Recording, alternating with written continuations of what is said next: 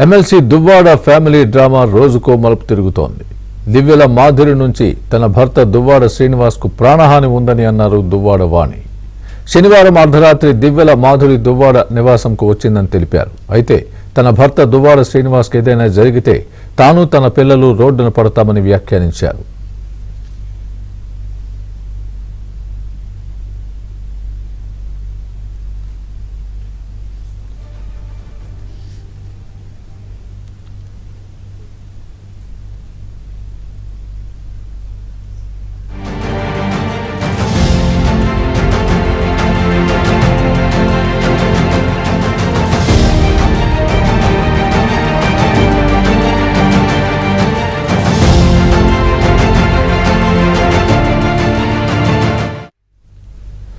మరోవైపు తాను శ్రీనివాస్ ఆస్తి అడుగుతున్నట్లు వస్తున్న వార్తల్లో నిజం లేదని అన్నారు వాణి. తనకు ఆస్తి అవసరం లేదని, శ్రీనివాస్ నివాసంలో ఆయనతో కలిసి ఉంటే చాలని అన్నారు.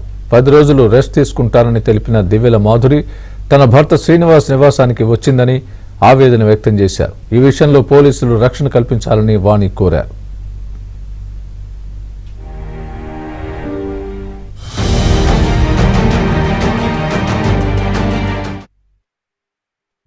హాయ్ అండి, అందరికీ నమస్తే. నేను మీ మాధురి. నాకు మీ అందరి సపోర్ట్తో చాలా ధైర్యంగా ఉంది. ఇదే సపోర్ట్తో ముందుకెళ్ళాలని కోరుకుంటున్నాను. కానీ ఈరోజు కొంచెం హెల్త్ మళ్ళీ ప్రాబ్లం వచ్చింది. క్లాట్ కొంచెం ఎక్కువయ్యి కొంచెం క్లాట్ బ్లీడ్ అవుతుంది. డాక్టర్స్ స్ట్రెస్ తీసుకోమన్నారు. మాట్లాడలేకపోతున్నాను. సో కొద్ది రోజులు సోషల్ మీడియాకి దూరంగా ఉందాం అనుకుంటున్నాను. మళ్ళీ 10 days తర్వాత లైవ్కి వస్తాను. మీ అందరితో మాట్లాడతాను.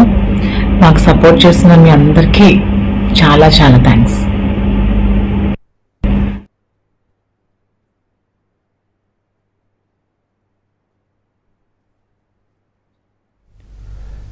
ఇదే విషయానికి సంబంధించి పూర్తి అప్డేట్ మా ప్రతినిధి రమేష్ చెబుతారు. రమేష్, చెప్పండి, ఏంటి దువ్వాడ శ్రీనివాస్, వాణి, మాధురిల ఈ అంశం రకరకాల మలుపులు తిరుగుతోంది. ప్రస్తుతం ఇన్ని రోజులు ఆస్తి కావాలి, ఆ ఇల్లు కావాలి అన్న వాణి మళ్ళీ ఎందుకు మాట మార్చినట్టు? దీనికి సంబంధించి పూర్తి అప్డేట్ ఇవ్వండి.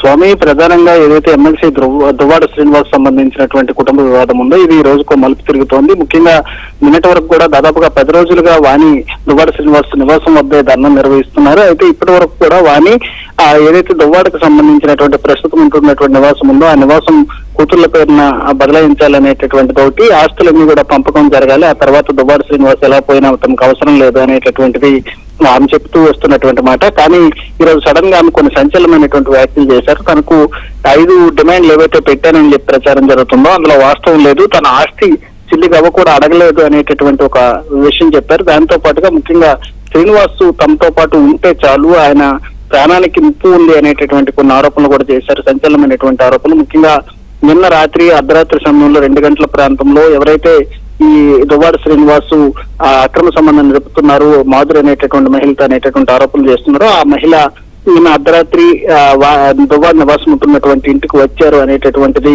వాణి చెప్తున్నటువంటి మాట. అయితే మాధురి కారణంగా దువ్వాడ శ్రీనివాస్ ప్రాణానికి హాని ఉంది కాబట్టి రక్షణ కల్పించాలి, ఆయన ఒకవేళ ఏమైనా జరిగితే తమ కుటుంబం రోడ్డు మీదకి వస్తుంది అనేటటువంటి ఆవేదన వాణి వ్యక్తం చేశారు. ముఖ్యంగా ఎన్నాళ్ళు కూడా ఆస్తి కోసం మాట్లాడినటువంటి వాణి ఇప్పుడు మరో కొత్త రకమైనటువంటి వాదన తెరపై తెచ్చారు. ముఖ్యంగా తమకు ఆస్తి కాదు, శ్రీనివాస్ కావాలనేటటువంటి వాదనను. ఈ నేపథ్యంలో మళ్ళీ సభ ఏదైతే కుటుంబ పెద్దలంతా కూడా సామరస్యంగా పరిష్కారం చేద్దాం అనుకున్నటువంటి సమస్య మళ్ళీ మొదటికి వచ్చిందని చెప్పుకోవాలి. ఎందుకంటే ఇంకా 5 డిమాండ్లను పెద్దల సమక్షంలో వాణి గతంలో శ్రీనివాస్ ముందు పెట్టారు. ఆస్తుల పంపకం, కూతుర్లకు సంబంధించినటువంటి భవిష్యత్తు, దాంతో పాటుగా ప్రస్తుతం నివాసం ఉంటున్నటువంటి ఇల్లు విడాకులకు సంబంధించినటువంటి అంశం.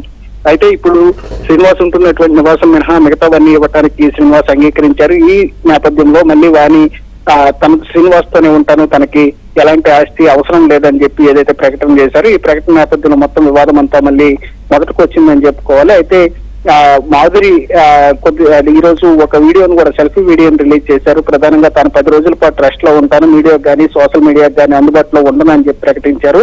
అయితే ఈ నేపథ్యంలో మళ్ళీ నిన్న అర్ధరాత్రి ఆమె దువ్వాడ నివాసానికి వచ్చారు అని వాణి చెప్తుంది. ఈ నేపథ్యంలో పోలీసులకు కూడా ఫిర్యాదు చేశాను, పోలీసులు కేసు నమోదు చేయాలని చెప్పి కూడా కోరానని చెప్పి వారిని చెప్పారు. మొత్తానికైతే ఈ వ్యవహారం అంతా రోజుకో మలుపు తిరుగుతోంది.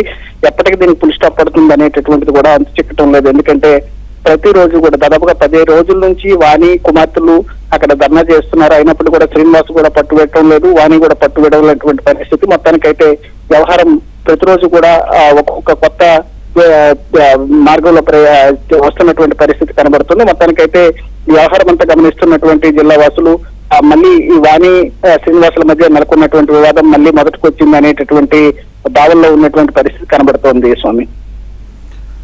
ఇంతకుముందు పెద్దల సమక్షంలో ఒక ఒప్పందం కుదిరింది కదా, దాని మాట ఏంటి, అది ఎంతవరకు వచ్చింది? అంటే శ్రీనివాస్ కుటుంబ సభ్యులు అదేవిధంగా వాణి కుటుంబ సభ్యులు ఇరువురు కలిసి ఒక గ్రూప్ గా ఏర్పడి ఇరువురు మధ్య సామరస్యపూర్వకంగా ఒక పరిష్కార మార్గాన్ని చూపించేటటువంటి ప్రయత్నం చేశారు. దీనిలో భాగంగా 5 డిమాండ్స్ ను శ్రీనివాస్ ముందుకు పెట్టారు. దానిలో ప్రధానంగా ఏదైతే తనకున్నటువంటి ఆస్తులు ఇప్పుడు గ్రానైట్ ఫ్యాక్టరీస్ కానీ లేకపోతే దువ్వాడ పాత నివాసం కానీ అదేవిధంగా వెంకటేశ్వర కాలనీలో ఉండేటటువంటి స్థలంకి సంబంధించి కానీ ఇలా కొన్ని 5 డిమాండ్స్ పెట్టారు. దానిలో ముఖ్యంగా దువ్వాడ శ్రీనివాస్ ఎట్టి పరిస్థితుల్లో మిగిలినటువంటి ఆస్తులను ఇవ్వడానికి అంగీకరించినా కూడా ఎట్టి పరిస్థితుల్లో విడాకులు ఇచ్చేస్తాననేటటువంటి మాటను ఇప్పటివరకు చెప్తూ వచ్చారు. అయితే అది కోర్టు ద్వారా పరిష్కరించుకోవాలి, డైరెక్ట్ గా విడాకులు ఇవ్వద్దు అనేటటువంటి పెద్దలు సూచించారు. అయితే ఇదంతా కూడా జరుగుతున్నటువంటి క్రమంలోనే మళ్ళీ ఇప్పుడు కొత్తగా వాణి తనకు ఆస్తి ఏమీ అవసరం లేదు, తను ఏ రోజు కూడా శ్రీనివాస్ నుంచి డబ్బులు డిమాండ్ చేయలేదు, ఇది కేవలం శ్రీనివాస్ కల్పిస్తున్నటువంటి అబద్ధ కల్పన అనేటటువంటి ఆరోపణలు చేశారు. ఈ నేపథ్యంలో తనకు శ్రీనివాస్ తో పాటు ఉండాలి, ఇప్పుడు ఏదైతే నివాసంలో శ్రీనివాస్ ఉంటున్నాడో ఆ నివాసంలోకి అనుమతిస్తే తన భర్తతో పాటు కుమార్తెలు అందరం కూడా కలిసి ఉంటామనేటటువంటి వాణి చెప్తున్నటువంటి మాట. మొత్తానికైతే వాణి తాజాగా చేసినటువంటి ప్రకటన నేపథ్యంలో పెద్దలు ఇంతవరకు చేసేటటువంటి ప్రయత్నాలన్నీ కూడా విఫలమయ్యాయని చెప్పుకోవాలి. ముఖ్యంగా రేపటి నుంచి మళ్ళీ శ్రీనివాస్ భార్య వాణి ఏ రకమైనటువంటి కొత్తగా అంశాలను తెర మీదకు తెస్తుంది ఏంటి అనేటటువంటి దానిపైన ఇప్పుడు పెద్దలు కూడా ఆశ్చర్యపోతున్నటువంటి పరిస్థితి కనబడుతోంది. Right Ramesh, thanks.